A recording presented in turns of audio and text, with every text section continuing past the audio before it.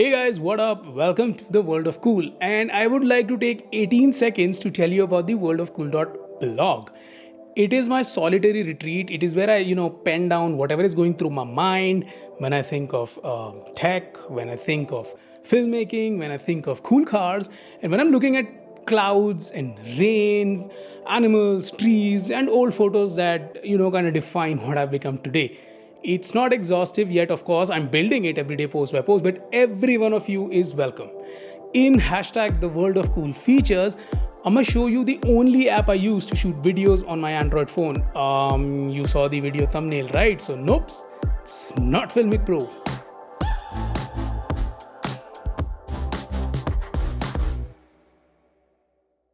So the app in the spotlight is Cinema 4K by Frozen Volcano. I have it linked in the description so that you can find it easily. If your Android phone doesn't offer manual or pro mode for videos, hashtag you will live forever LG. So if your phone doesn't natively offer manual video mode, but you want the ability to shoot videos with proper exposure, being controlled by you, set by you, this is the app for you. If you want the ability to record videos in extreme good quality with really high data fidelity, much better than your stock camera app, then this definitely is the app for you. If the thought of producing something from your phone but with a film approach has ever crossed your mind, this app is for you. But before I start this deep dive, let me tell you the 5 major cons or problems of this app. If you can't make do with any one of these, I am humbly sorry, and you can close this video and save yourself some precious time. But honestly, see, these won't matter much to people who have a film thought process. Here's hoping that I've actually spurred your curiosity and teased the filmmaker in you. I mean, no, seriously, I'm not kidding. I'm not being an elitist. It is for mobile filmmakers. The UI and settings of the app, they don't even go vertical, even if you're holding your phone in portrait orientation. So with all of that in mind, con number 1. It's an abandoned app. It was last updated on 3rd of July 2018, so do not expect any replies from the maker if you find bugs, etc. Con number 2. Since it hasn't been updated, it misses out on one key feature. I mean, as we go along in this video, I will tell you about other misses as well. But this one sometimes bugs me out as well, which is the inability to shoot high frame rates. You only get 3 options, so 24, 25 and 30. I'm kind of fine with that. 2 of my cinema cameras have the same options, and I'm a 24 FPS guy as is. But faster frame rates would have made this my go-to app even for slow-mo videos. Con number 4. It sometimes bugs out, and it could actually be a OnePlus thing too. So on my OnePlus 7 Pro, when I switch resolutions, the UI goofs up sometimes, but it hasn't affected the output ever. That's always good. In fact, this app supports letting you shoot in a flat profile. We'll get to it later. But my OP7P doesn't. I've tried a lot of phones. Some would work, some just weirdly would not. And the success ratio is heterogeneously scattered. It works on some very budget and cheap phones, and it doesn't work on some costly flagships. And the last con is it's a paid app. You can actually install it and use it, full features, no watermarks, nothing, but video length in the free usage will be limited to 1 minute. Sorry, I would like to take what I just said back. I mean, someone putting in the hard work to build something that is helpful and useful and then asking for a fair price, I don't think that's a con at all. I mean, actually, you know what? Let's start this deep dive with that point only. I would highly suggest you to install this app. Follow along all the features that I show. I will get into details. And then if you end up liking it, pay the less than 300 rupees that it costs for lifetime usage. I don't know whether it costs the same in every country, but 300 rupees is some $4. I mean, let's start. Once installed, fire up the app, give it the permissions it needs, and let's directly jump into settings. Keep in mind, some settings are limited by the device that you have, but I'll talk about everything anyways. Let's start with camera. The app lets you choose between shooting with the rear camera, or you can also choose your phone's selfie camera. But if I may offer you a piece of advice, this app lets you shoot videos in really high quality, and most selfie cameras on almost all phones are very inferior compared to the main one. So if possible, Do not use it for shooting selfie videos. I mean, you will as is find the autofocus situation a little problematic. Next up, frame rate.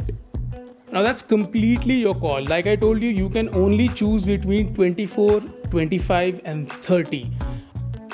I've actually put in a comment in the feedback section in Play Store, last year, asking for 60 FPS. But if you remember con number 1, got no reply, got no update. I mean, it felt like getting ghosted by who you love. I am dead inside. The next setting is resolution. This is device dependent. I can shoot ultra high def resolution on my OnePlus 7 Pro. So most phones which can shoot 4K natively should also be able to do so. But of course, sometimes I just set it to 1920 by 1080 when I want to shoot something for Instagram. I don't need that bigger resolution, or even for my WhatsApp status stories. Let's come to video bitrate. Now, to make it easier to understand, I'm going to water it down considerably. It is directly proportional to video quality, and this difference in quality will be more evident when you shoot scenes with complex textures, complex motion, or when the light is tricky and hard in your scene. While it would make absolute sense to just shoot at the highest quality available, don't. First, see whether your phone can even stably shoot at 200 Mbps. Now, it is very taxing on your CPU and storage, which the app does show in the main menu. And now then check whether you can actually stably edit and handle these videos. They will be kind of huge in size. I actually recorded 2 clips to give you a quick reference. A 1 minute 4K 24 FPS clip with video bitrate at 15 Mbps was some 109 MB. But set to 200 Mbps, the exact same parameters generated a 1.13 GB file. And look in the shadows to see what the difference is. But again, I really think you shouldn't overcrank it. There's only a finite amount of discernible data that these small smartphone sensors can generate and save. This is a full-frame Sony A7S Mark II. It is used for professional gigs all the world over, all over the world. And it is capped at 100 Mbps for 4K videos. Go figure. So I suggest you take test shots and then set whatever looks good to your eye. In the next audio source options, you can choose camcorder, which is your phone itself. The audio will be recorded through your phone's inbuilt microphones.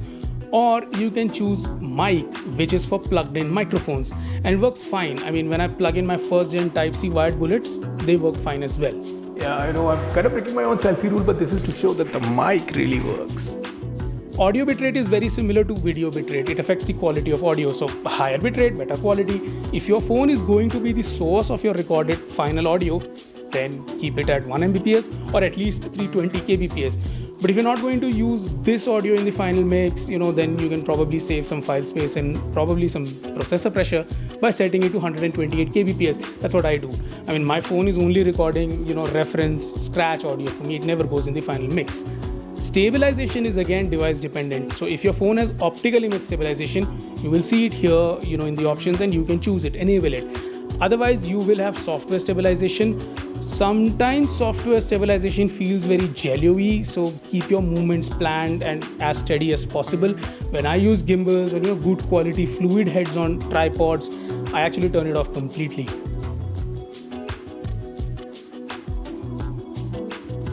Now let's come to the interesting part.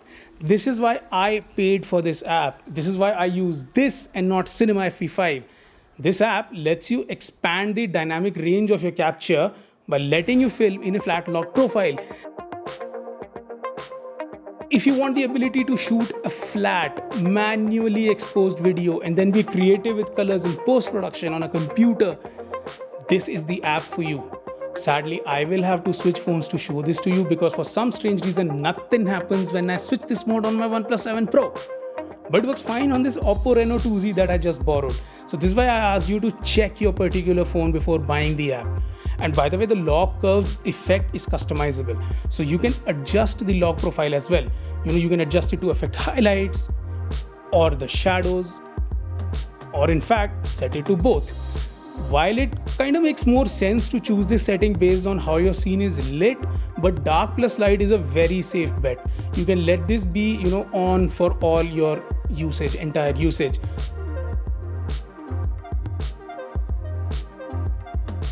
Flat profile intensity is pretty self self-explanatory, right? I mean, so high will make your image the flattest and low will make the log curve affect your image the least. This app also offers noise reduction, which is really helpful when you shoot with low light.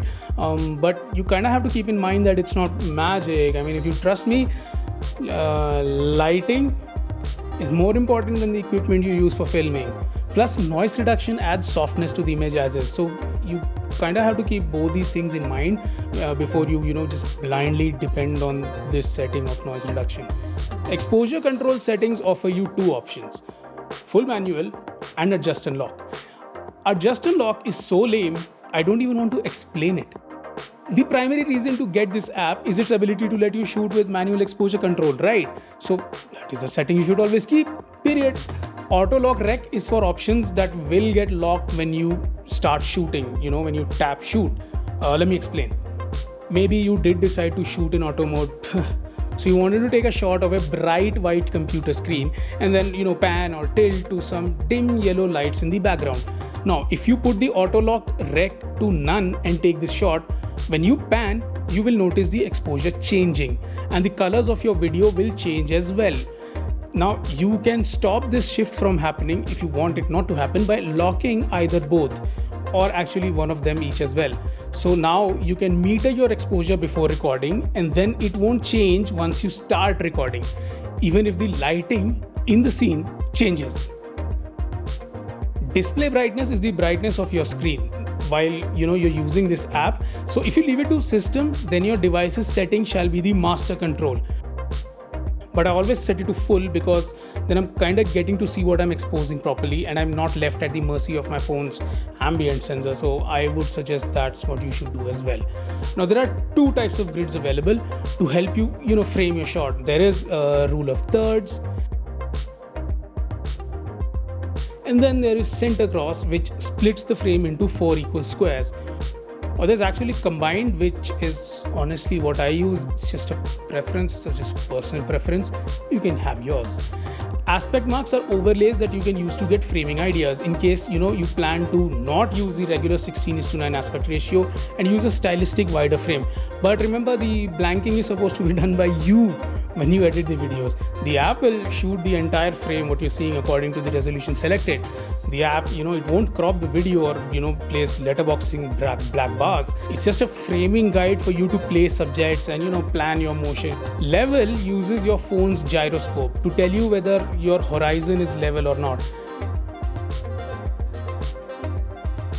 I would assume the accuracy has to be dependent on your device, so always kinda assume a small margin for error. Storage location, the last setting, is the folder where you want the recorded clips to be saved. I suggest you create a new folder with the app's name. It's just very easy to find footage that way. Yes, now that we are thoroughly done with the menu, I really hope you will find it very easy to set it up for yourself, customize it for yourself. Now I'm going to show you how to use it. I'm going to show you my process and you can mutate your process from mine. So you see these 3 squares on the absolute top right? That's auto exposure, auto white balance, and autofocus. Tap on AE to make it ME, manual exposure. Now you get an ISO slider and a shutter speed slider called exposure time. And you are supposed to play between these two sliders to set exposure. Ideally, you should set your shutter speed to 1/2 of your frames per second. I shoot 24 FPS, so I should set it to 1/48. But I kind of keep it at 1/50 to avoid lights flickering in my frame. I just remembered that I myself have done a video pretty recently on how to easily remove flicker from videos. Toink. Anyways, moving on. Now phones are not that good at handling high ISO values, so I personally never go above 800, and like I said before, lighting is the best camera that you can buy or rent. So after you set these two parameters, you should actually work on lighting to get good exposure. But between the two, personal advice, I'd say do not go above 800 ISO and then try compensating with the exposure time. But if you want to know more about how to light properly using smartphones as light meters, I've done a video very freshly. It'll help you. Tapping on AWE once locks it. So what you can do is use a gray card or a white sheet of paper to get reference white balance of your subject, then lock it and continue shooting, in the same scene. That's mostly what I do. Tap it again and you do get a manual slider. You can go right to make your scene warm and left to cool it, but it's very what's the right word, guessworky, and I really don't like it. I mean, even if you could get some of those trusted presets, it would have been so much better. So that's why I use gray cards to get an auto reading and then I lock it. There is only continuous center autofocus, so it will try to keep whatever is in the center of a frame in focus, but it's not good. Honestly, it's not good. It doesn't track at all. If your subject leaves the center, it'll focus on the background or whatever was behind your background, behind your subject in the background. However, I do use it to get a focus readout. So what I'll do is I'll get it to focus on my subject, then just tap on AF to make it MF. That just locks it there. And then, I can frame my subject however I want, with the focal plane still being the same. The assist button offers 2 levels of magnifications for critical focus and actually uses every time I'm filming B-roll of anything my phone. So it magnifies as many times as you set it as soon as you touch the focus slider. But again, I will have to agree, this will make your life living hell if you try focus racking. I've been able to do it using a Bluetooth mouse and by remembering, where the marker should be for 2 different points. But hell, you'd be much better off using autofocus and just panning, tilting. Did I just do it? Panning and tilting. But like I said, this is not a perfect app. But in so many situations, this has been the perfect app for me. It costs less than what you would pay for a Venti, and yet it's for lifetime on any and all future Android phones that you may get, as long as you log in using the same ID that you bought it from. Most food videos on this channel have been shot on various different phones but using this very app. If you know me personally and have my phone number as well, you must be noticing the video stories that I sometimes put up as statuses. I use this very app to shoot them. If the people or the person at Frozen Volcano is watching this video, please, if you give us these 3-4 upgrades that I've humbly requested for in this video, you will sell a ton.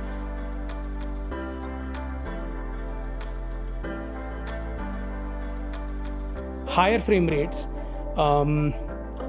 make the flat profile work for every phone, give us presets or at least number values for white balance, maybe focus racking by touching the screen or at least between point A and point B, and please make the slider bigger. Lastly, histogram. How can this Pro N app not have an exposure guide? Please, please, please. And to everyone else who got this far in this video, much gratitude. I really like telling long format stories. I love it. When I want to receive and give information, I really like details. I really like hand holding. I like diving deep and ebbs and flows. I mean, I know it's absolutely opposite to the ever rising trend of social media short form content, but hope and love, they're the longest stories in the shortest of books. And I really pray that you get lots of both of them. Please be empathetic, please be safe, and I shall see you soon.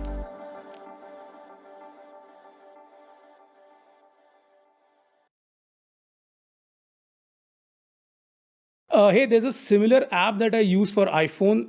That's going to be the next feature probably. I'll work on it. And yeah, all feedback is most welcome. Talk to me. Drop me a hi in the comments.